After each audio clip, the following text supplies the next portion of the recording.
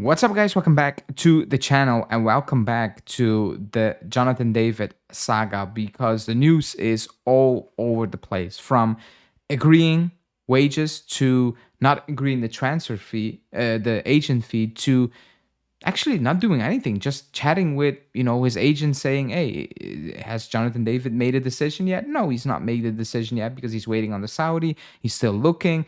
Very weird reporting. And it's just up in the air. What's going to happen with Jonathan David and Juve? And then also a big update on Concawo. One, bid rejected. Two, Juve want to keep Concawo. So, is it a win-win, a loss-loss? We will discuss that and more. Before we do that, smash the like button, subscribe to the channel, and let's dive into it.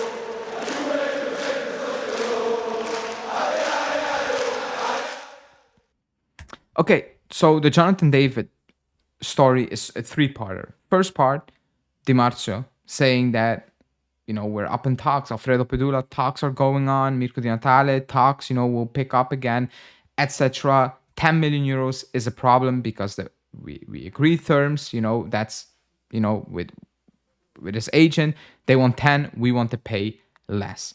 Now, Giovanni Albanese comes out saying, actually, we agreed a salary with Jonathan David, 6 a season plus 2 million in bonuses. What's missing is, the agent's fee, but talks are ongoing because we want to finalize that deal before the end of this month, the 30th. So basically almost this week. Then Di Marzio comes out and said, hold on. Actually, nothing advanced, nothing. They just met with his agent and said, hey, what's up with David? Is he still available? Has he made a decision? Oh, he has a bid from the Saudi. He's thinking about it, what he's going to do about his future. Cool. Keep us posted. Very weird reporting. Like, it's from two different extremes, where one extreme is actually you agreed terms, on the wages, so the agent fee will not be an issue, right? Otherwise, why would you agree the fee already, when it comes to the wages? Why would the agent pick up talks when he's like, you're far off my valuation, towards talks and then towards actually there's nothing? So it's all over the place when it comes to Jonathan David. Is there an offer? Yes, maybe not.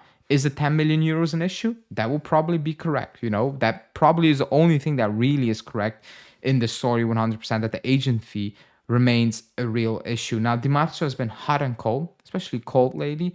Giovanni Albanese, yeah, I mean, he puts a lot of things out there. Is it correct? I don't know. I think Mirko Di Natale is cautious. Alfredo Pedula is cautious, saying there are talks, but just talks, See if it's possible. The agent fee remains the issue. That you need to keep in mind. The agent fee is the issue, but it's clear that we want to try to bring in Jonathan David, but it doesn't feel like it's the main option. It feels like the club is putting feelers out there, and it's like, come on, Osimhen, is it possible? If not, then boom, Jonathan David. Now, it's a dangerous game because he has a bid from the Saudi League. He's a free agent, so he's not going to wait for us forever, and other clubs are not going to wait forever as well. He's a free agent. He can do whatever he wants. Clubs can do whatever he want. So it's a dangerous game you're playing.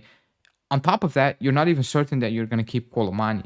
And Vlahovic is still there, not certain if he wants to leave, when he's going to leave. So all those things makes it very hard for the club. At one point, they're going to need to take a risk.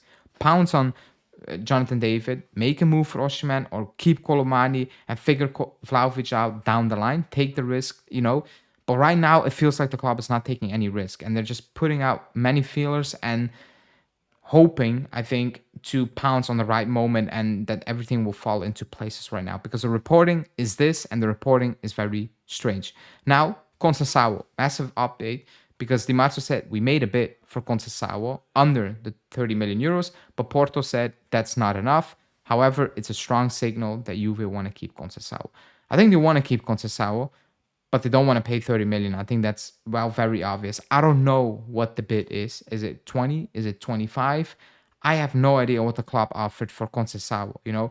What I do know is, or no, that's not true. What I do think, personal opinion, is that the club is lowballing them. They're lowballing Benfica. Porto with a ridiculous bid, probably around 18 million, 20 million, something way off the mark that Porto wants. And right now, it feels like that's right now. It doesn't feel like it's going to be, speed up quickly. I think Jorge Mendes is going to need to work his magic to bring those two clubs together again, find some sort of agreement, middle ground, um, maybe bonuses in the future. I don't know, just to because the club doesn't want to pay the 30 million. They want to keep him, but they're not really willing to spend the 30 million, which all points towards is the financial situation that bad at the club, or is the club like we want to keep him, we don't think he's worth that, but we do want to keep it.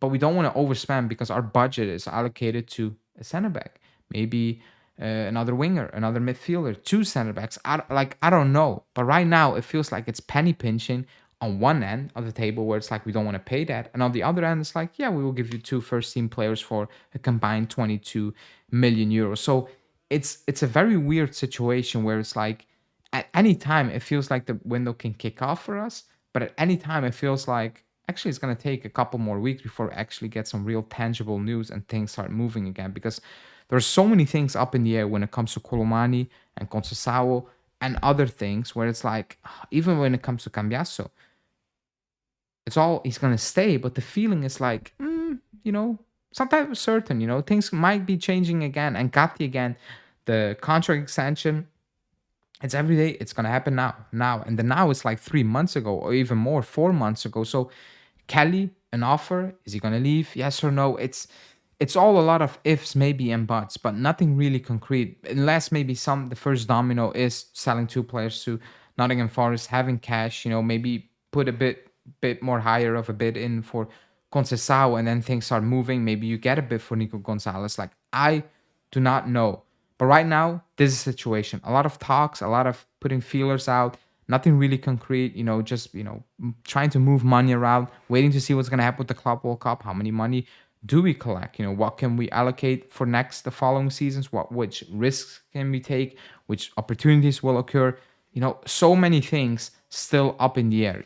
I think the only thing that's concrete is selling players where it's like, no matter what's going to happen at the Club World Cup, we want to move out these players. I think that's the only thing that's really tangible right now. And even that, it depends on if these players are willing to accept, other offers from other clubs as well. So very interesting period because we're playing at the Club World Cup. We're in the next round. First place, second place, will it be PSG? Will it be Salzburg? Who knows? We all hope it's not PSG.